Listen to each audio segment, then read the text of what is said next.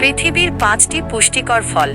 চলুন জেনে নেওয়া যাক পৃথিবীর সবথেকে 5টি পুষ্টিকর ফল সম্পর্কে। 1. অ্যাভোক্যাডো। পুষ্টিগুণ ভালো ফ্যাট, ভিটামিন কে, ই, সি এবং পটাশিয়াম। এটি হার্টের জন্য উপকারী এবং শরীরের শক্তি বাড়ায়। 2. ব্লুবেরি। পুষ্টিগুণ অ্যান্টিঅক্সিডেন্টে ভরপুর। মস্তিষ্ক ও ত্বকের জন্য উপকারী এবং রোগ প্রতিরোধ ক্ষমতা বাড়ায়। 3.